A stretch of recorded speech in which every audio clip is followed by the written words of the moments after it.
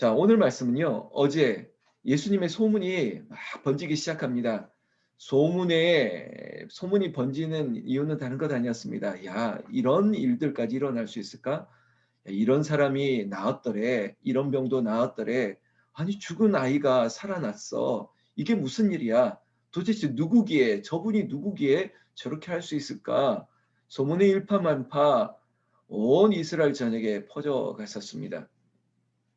이런 소문이 퍼지는 가운데 우리도 알죠. 세례 요한, 예수님보다 6개월 먼저 나오셔서 예수님 오실 길을 예비했던 세례 요한, 광야에 외치는 소리가 되어서 많은 자들이 하나님께로 돌아오게 하는 일에 귀하게 쓰임 받았던 세례 요한, 요한도 예수님의 이야기를 듣게 되었습니다. 오늘 18절 말씀에 요한의 제자들이 이 모든 일을 그에게 알렸다는 것이죠. 여러분, 누군가가 알려줬기 때문에 알게 되는 경우가 많습니다. 그래서 이야기를 전달해 주는 사람이 굉장히 중요할 때가 많습니다. 청와대에 있는 대통령에게 어떤 정보를 전달하는 참모 역할이 중요한 것이죠. 오늘 세례 요한에게 이 예수님에 대한 이야기를 정보를 갖다 줬던 세례 요한의 제자들은 무슨 의도로 이 이야기를 했을까? 그냥 정말 아유 정말 저런 일들이 일어났대요. 많은 병자, 죽은 사람도 일어났네요. 그런 이야기를 전해 줬을 때 아마 제 추측으로는 그렇습니다. 선생님 우리가 긴장해야 될 것 같아요. 지금 우리에게도 오는 사람이 예수님에게로 돌아갈 것 같아요. 우리의 인기가 떨어지는 거 아닙니까? 우리에게 세례받으러 많은 사람이 오기 시작했는데 이제 우리가 아닌 선생님이 아닌 저 예수님에게로 사람들이 몰려갈 것 같은데요. 이런 위기감이나 아니면 이런 약간의 어떤 시샘하는 마음을 가지고 선생님에게 보고하지 않았을까?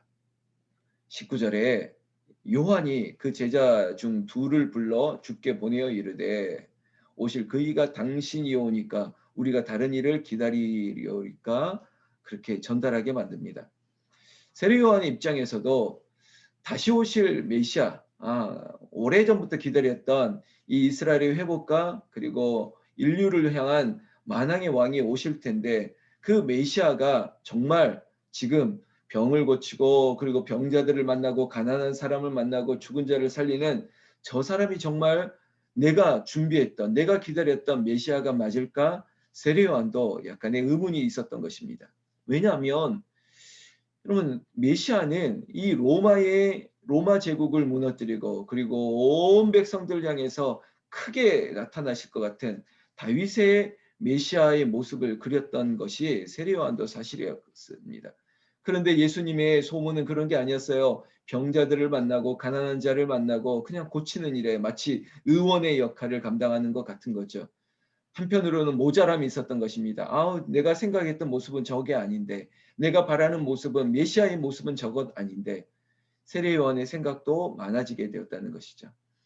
여러분 수요일 정도 되고 목요일 정도 되면 한번 주일 설교를 다시 한번 복귀하면 좋은데요. 다시 한번 듣기 하면 좋은데 제가 이런 설교 가운데 이런 말을 했죠. 생각이 많아지면 안 됩니다. 그리고 내 말이 많아지면 안 됩니다. 내 생각은 하나님께로 단순하게 도식화시키고 오직 주님께 기도하는 입술이 중요하다고 말씀했죠. 세례요한이 생각이 복잡했던 겁니다. 그리고 제자들의 말을 들어보고 이 말 속에 자기가 확인하고 싶은 의심이 생겼던 것입니다. 그래서 정말로 당신이 하나님이 보내신 사람이 맞습니까? 우리가 기다렸던 사람이 맞습니까? 확인 작업을 지금 하고 있는 것입니다.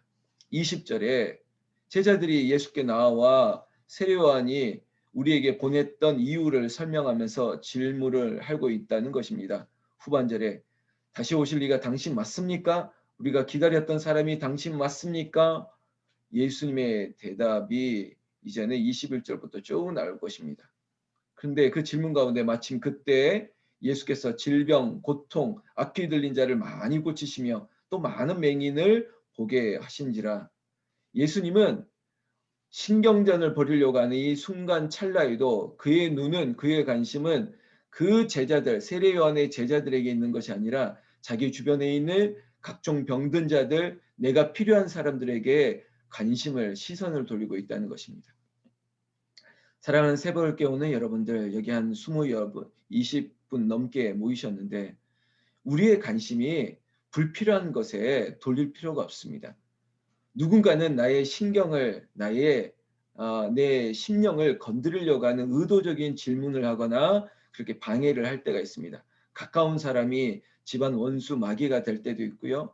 또 믿었던 사람이 나에게 또 다른 큰 시험거리가 될 때도 있습니다. 여러분, 여기에 속지 마시고요. 여기에 넘어가지 마십시오. 예수님도 하나님의 아들이 아니었다면 만약에 이런 질문 가운데 나를 의심해? 나를 지금 테스트하려 온 거야? 지금 나랑 뭐 하자는 거야? 나랑 싸우자는 거야? 이렇게 반응할 수 있겠죠. 그러나 예수님은 그런 불필요한 신경전에 말리지 않습니다. 내 관심은, 내가 해야 될 것은 이 병자들을 고치는 것이야. 이 귀신 들린 자들을 자유케 하는 것이야.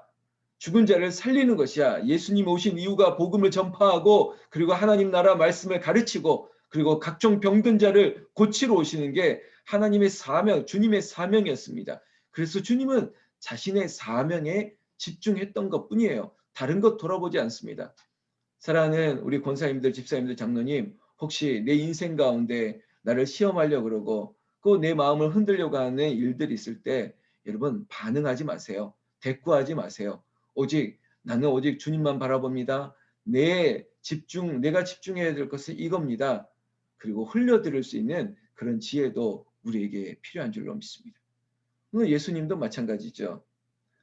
그 맹인들, 각종 병든 자들을 보시며 그 다음 9절에 22절에 예수께서 대답하여 이르시되 너희가 가서 보고 들은 것을 요한에게 알리라. 보고 들은 게 뭘까요? 세례 요한이 그 자리에서 예수님이 뭐라고 니네 선생님이 도대체 누구야? 나에게 그런 질문하는 의도가 뭐야? 이렇게 싸운 것이 아니라 그저 자신 주변에 찾아왔던 불쌍한 사람들을 그냥 고쳤습니다. 그리고 세례 요한의 제자들에게는 다른 말 한 거 아닙니다. 너희가 본 것을 그대로 전하면 된다는 겁니다. 세례 요한이 본 것이 뭘까? 제자들이 본 것이 무엇일까요? 말 그대로 맹인을 고치고 못 걷는 사람을 걷게 하고 나병 환자가 깨끗하고 기먹은 사람이 듣고 죽은 자가 살아나고 가난한 자에게 복음이 전파되어지는 예수님의 사명을 감당하는 모습 그대로 본대로 전하라는 것입니다. 그러면서 한 말씀을 합니다. 23절에 누구든지 나로 말미암아 실족하지 아니하는 자는 복이 있도다 하시니라. 할렐루야. 예수 그리스도를 보고 실족하지 않는 자, 다른 것을 보지 않고 세례 요한의 제자들에게도 말했습니다.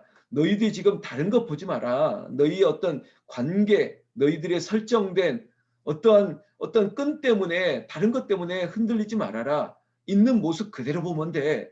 네가 지금 나를 본 게 뭐니? 병자들을 고치고 복음을 전파하고 최선을 다하는 이 모습 그대로 보고 전하기만 하면 돼. 그런데요, 여러분, 전달하는 사람들이 보고 있는 그대로 전하면 좋은데 때로는 막 덧붙입니다. 여기다 포장을 합니다. 없는 말도 막 만들어서 전달해요. 여러분 세상에서도 경험했지만 교회에서도 그런 경험 해보신 적 있지 않습니까? 야, 덧붙이는 거예요. 부풀리는 거예요. 카더라 하면서 괜히 없는 말도 만들어내고 전달할 경우가 많죠. 교회 말고 세상에도 마찬가지입니다. 참 세상이 험악한 것이죠. 여러분 특별히 신앙생활에는 그저 본질에 집중하세요. 아더 폰테스라고 하는데 본질에 집중하는 거예요. 우리의 본질은 뭡니까? 하나님의 말씀이 우리에게 조명하시는 대로 살면 되는 거예요. 그리고 또한 주의 종을 통해서 막대기처럼 사용하고 사자처럼 또 사용하지 않습니까? 그럼 주의 종의 입술에 말씀에 전달하는 설교에 집중하세요. 목사님 머리 스타일이 이상해. 목사님 얼굴 모양이 좀 이상해. 불필요한 거에 신경 쓸 필요 없습니다. 여러분 그래도 뭐 제 머리 스타일이 나름대로 괜찮고 얼굴도 뭐 괜찮지 않습니까? 그나마 괜찮은데 뭐 다른 거 보지 마세요. 목소리가 이상해. 옷 입는 게 이상해. 여러분 다른 거 말고 오직 복음을 전달하고 그리고 어떤 사역을 하는지 거기에 집중하면 거기에 은혜가 있는 것이에요. 예수님이 우리에게 오늘 주시는 교훈이 그겁니다. 지금 너는 무엇을 보고 있니? 너는 지금 무엇을 듣고 있니? 말씀을 들으십시오.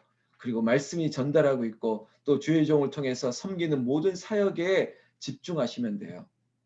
세례 요한의 제자들도 예수님을 삐딱하게 본 거예요. 정말 저런 모습이 메시아의 모습이 맞아? 아닌 것 같은데? 아유, 저런 거는 뭐 의사들이 하는 일 아니야. 굳이 왜 하나님의 아들이라는 분이 저기에 집중하고 있어? 왜 바쁜데 예루살렘으로 진격해 들어가고 종교 지도자들 만나고 정치인들 만나면서 한 번에 해결해야지 시간도 없는데 왜 저렇게 가난한 사람 병든 자들 만나러 다닐까? 왜 저럴까? 먹는 거 좋아하고 그냥 모여서 노는 것만 좋아하는 것 같네. 식당 찾아다니고 왜 그러실까? 무수히 많은 판단이 있을 수 있습니다. 우리의 생각은 그래요. 목사에게 왜 저렇게 왜 저럴까? 저 권사님은 왜 저래? 저 장로는 왜 저래? 무수히 많은 판단이 있죠. 그러나 그 판단 내 생각에 속지 말라고요.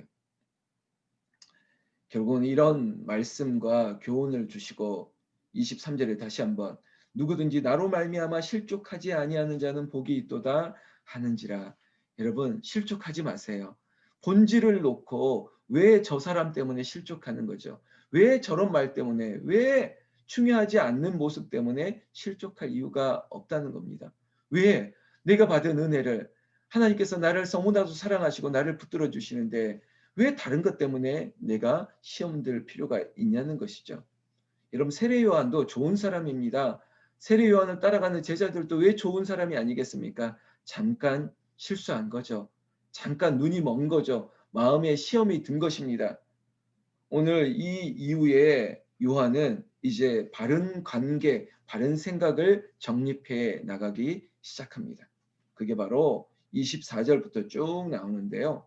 그래, 나는 이런 사람이야. 나는 예수님이 오실 길을 준비하라고 온 사람이 맞지. 27절만 보시면 기록된 바, 보라, 내가 내 사자를 내 앞에 보내노니 그가 내 앞에서 너희의 길을 준비하리라 한 것이 이 사람에게 대한 말씀이라. 요한에 대한 예수님의 말씀이에요. 세례 요한은 내가 올 길을, 내가 가야 될 길을 미리 닦아주신 분이야. 참 좋은 사람이야. 라고 하는 예수님의 생각을 세례 요한 스스로도 알게 된다는 것입니다. 여러분 마치 담임 목사가 있고 목사가 있습니다. 그리고 우리 교회 부목사님이 있고 전도사님이 있습니다. 이 부목사는 말 그대로 돕는 분들이에요. 그래 담임 목사의 부족한 사역을 돕겠다라고 설정을 하고 헌신하고 수고해 주시죠. 그런데 이 마음이 아니라 담임 목사만 왜 박수를 받아야 돼? 왜 담임 목사님만 왜 설교를 하고 왜 그렇게 높은 데 있어야 돼?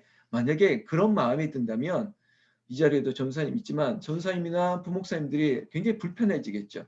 그게 본질이 아닌데 마치 관계 설정에 있어서 왜 나는 왜 뒤에 있어야 되고 왜 담임 목사는 항상 앞에 있어야 되지? 이런 마음으로 목사를 바라본다면 힘들 수밖에 없어요. 결국은 본인이 손해인 거예요. 시험 들 수밖에 없죠. 혹시 우리 새벽을 깨우는 분들 가운데도 그런 마음이 든 적이 있었습니까? 왜 나는 이렇게 해야 되지? 왜 나 혼자만 이렇게 수고해야 돼? 왜 나만 이렇게 고무장갑 끼고 나 혼자 이렇게 고생해야 돼?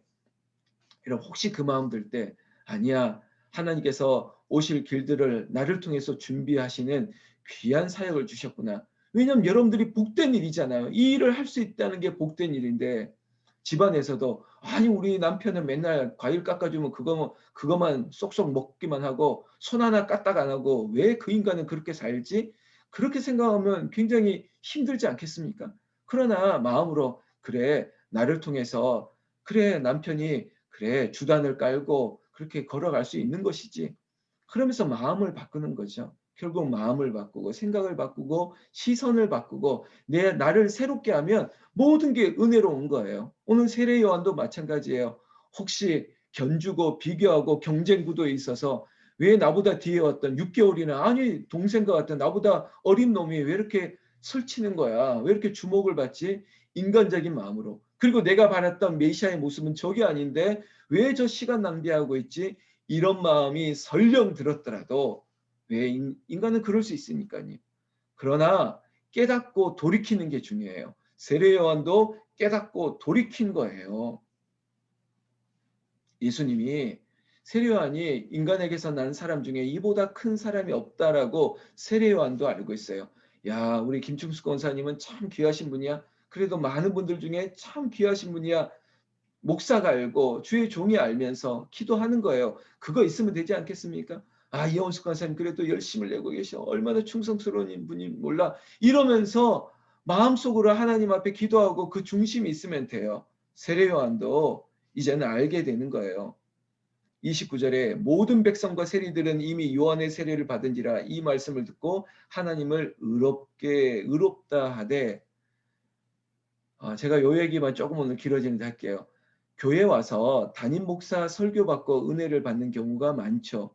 그러나 꼭 그렇지만도 않습니다. 담임 목사가 아니라 그저 문 앞에서 처음 만나서 인사했던 그 권사님 얼굴 때문에 이미 은혜 받고 가는 일들도 많아요. 그러니까 교회는 하나님께서 특별한 은혜를 주신 거예요. 그냥 찬송가 부를 때 인도하시는 그분의 목소리를 통해서, 대표 기도하는 분의 기도를 통해서, 아니 옆에 앉아 있는 그 권사님이 설교 듣는 얼굴을 보면서 그 얼굴이 너무 좋은 거예요. 그런 모습에도 은혜 받는 거죠. 다양한 거예요. 세례요한은 당신이 주님 오시기 전에 오실 길을 예비했을 뿐만 아니라 그의 사역의 현장마다 하나님을 의롭게 하고 하나님을 높여드렸던, 충성을 다했던 분들이에요. 그 사역에 감사하고 만족하면 되죠. 저는 우리 홍은제일교회도 이 교회를 위하여 하나님 나라를 위하여 수고하는 이 자리에, 특히 또한 새벽에 오는 여러분들의 모습을 저는 압니다. 여러분들의 이름을 알고 있듯이 여러분들의 중심을 알고요. 그리고 수고를 알고 헌신을 압니다. 그래서 하나님께서 여러분들을 복되다 하시고 담임 목사에게만 은혜를 주시는 것이 아니라 여러분들에게 더 큰 은혜를, 축복을 주시기를 예수님의 이름으로 축원합니다. 여러분, 이러한 설정 가운데 이 시대가 얼마나 어려운 시대인지를, 당시의 시대도 지금도 마찬가지입니다. 한번 비유를 하면 돼요. 31절에 이렇게 비유를 했습니다.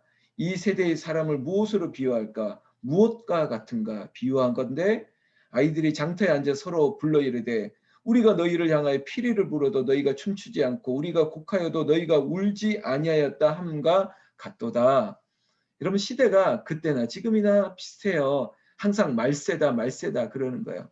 마지막 때의 모습은 다른 것 중에 인간에게 있는 모습은요, 감동이 없어요. 공감이 없어요. 이 말이 뭐냐면 지극히 이기적이에요. 오로지 내 중심이에요. 내 귀에 들리고 내 마음에 맞아야 돼요. 그래서 피리를 불어도 춤추지 않아요. 감동이 없어요. 오히려 내가 피리를 부르니까 내 곡조에 맞는 춤을 춰주고 내 곡조에 맞는 말을 해달라는 거예요. 그러니까 뭐 슬픈 얘기도 하지 말고 내 입맛에 맞는 얘기만 해달라는 거예요. 그게 이기적인 모습이에요. 제가 하는 해석이 그거예요. 들리는 것도 내 귀에 맞게 들려요. 그냥 내 기준에 맞게 해석해요. 그러면 안 돼요. 말씀은 그렇게 받으면 안 돼요. 말씀은 전후 문맥에 따라서 하나님께서, 주님께서 하시고자 하는 그 의도로 받아야죠. 이단이, 사이비가 그래요. 구절 하나를 앞뒤 분간하지 않고 자기 입맛대로 해석을 하는 거예요. 자신의 단체, 자신의 이익에 맞게끔 해석을 하는 거죠. 아닙니다. 선지자의 그 경고로 들어야 되고요. 우리가 선지서나 이 선지사에 보면 예언자의 정말 뼈를 깎고 우리를 힘들게 하는 경고의 메시지를 들어야죠. 다 들어야 됩니다. 이 말에도 춤을 추고 저 말에도 춤을 추고 오직 하나님 앞에 이 모든 것들을 내 것으로 수용해야죠. 취사 선택, 이건 아니야. 아유, 저 목사님 저건 아니지. 아유, 저 권사님 저건 아니야. 이건 아니야. 이건 아니야. 그러지 마시고 이것을 통해서도 은혜를 주시는 거예요. 하나님이 자비와 은혜와 긍휼을 베푸시면서 병자들을, 가난한 자를, 죄인들을 만나는 그 모습을 통해서도 하나님 나라를 이루시기를 원하는 거예요. 나는 오늘 주님이 어디 있을까? 그저 하나님 내 마음에 계시죠. 주님은 언제 나에게 오실까?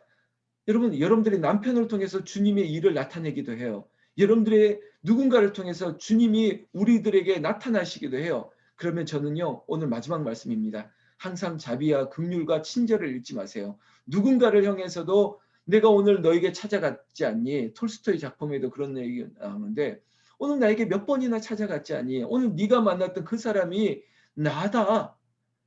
그래서 오늘 말씀드립니다. 오늘 남편에게, 가족에게, 오늘 직장 동료 누군가에게 네가 자비를, 은혜를, 긍휼을 베푸세요. 경쟁하듯이 세례 요한이 예수님을 약간 견주듯이 바라봤던 그 시기를 다 잃어버리고 새로워지기를 원했던 것처럼 여러분 오늘 지금 옆에 있는 사람에게 잠자는 영혼에게 더 사랑하고 더 자비를 베풀어 주시기를 예수님 이름으로 축원합니다. 나는 다 똑같을 필요가 없어요. 내가 담임 목사가 될 필요도 없고요. 내가 누가 될 필요도 없습니다. 나는 나에게 오늘 이 집안에 하나님께서 사명을 주신 거예요. 이 가정을 향해서 하나님께서 복음의 씨앗을 떨어뜨리고 또 그를 살리려고 나를 지금 사용하고 있는 것입니다.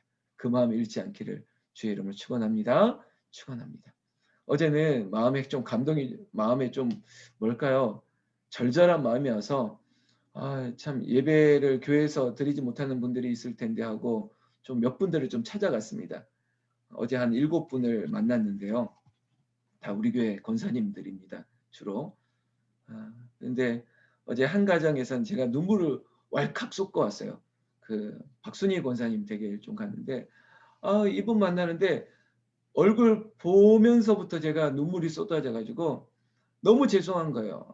움직이지도 못하고 그리고 이제 핸드폰도 잘 사용을 못하고 그냥 기독교 방송 켜놓고 텔레비전 보면서 예배한다 그러면서 무릎이 성치 않아서 힘들다 이런 말씀 듣는데 너무 죄송한 거예요. 그래서 이제 좀 잠깐 앉아서 얘기도 하고 제가 나중에 좀 시간 내서 점심 먹으러 올게요. 그런 얘기를 했는데요.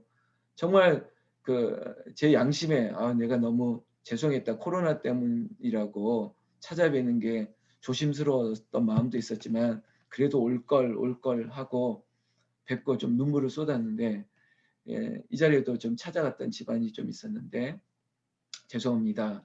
죄송하고 그래도 조금 이 시기를 조금만 더 견딥시다. 더 견뎌서 서로 얼굴을 마주보고 또 손을 얹고 기도하고 제가 이름을 부르면서도 기도하지만 그래도 좀 붙잡고 기도하고 그럴 수 있는 시기가 꼭 오기를 그리고 또 이 자리에는 찾아뵙고 싶지만 아버님 자주 찾아뵙고 요양원에 가서 아버님 위해서 붙들고 그래야 될 따님의 역할을 감당하는 권사님 집사님들도 있는데 그 마음을 아실 겁니다.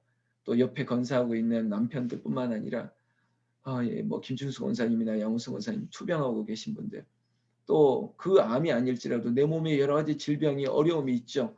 그것들을 감당하는 분들 또 믿지 않는 인격적으로 회심하지 않는 가족들 붙들고 기도하는 모든 세월들 하나님이 아십니다.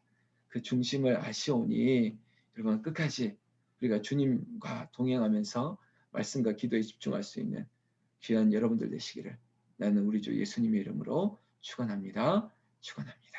기도하겠습니다. 하나님 아시지요? 때로는 다른 것이 보일 때가 있었습니다. 세례 요한도 열심히 그가 맡겨진 선지자의 사명을 감당하다 들리는 얘기가 내 생각과 다르다 해서 시험 들 뻔했습니다. 그러나 곧 주님의 말씀을 듣고 정신 차리고 그의 사명을 잘 감당했던 세례 요한을 보게 됩니다.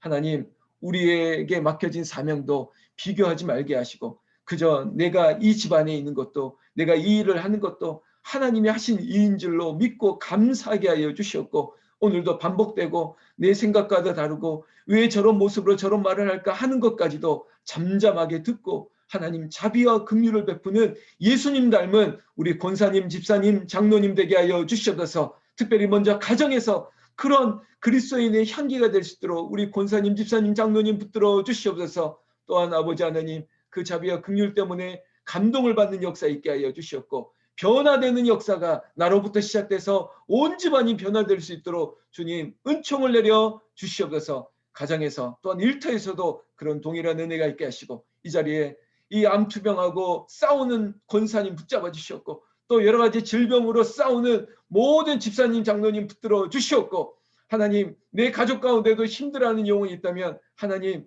어제 말씀처럼 아버지 하나님 백부장의 믿음 때문에 종이 나왔던 것처럼 아버지여 아내의 믿음, 남편의 믿음, 부모의 믿음, 자식의 믿음 때문에 하나님께서 그 사람에게도 기적을 나타내 주시옵소서. 오늘 3일 밤 되는 수요일 저녁에도 말씀 붙들고 서로 상고하기를 원합니다. 오늘 수요일 한 날 처음부터 마지막까지 주님 안에 붙들린 인생 되게 하여 주시길 원하오며 우리 주 예수님 이름으로 기도 올리옵나이다.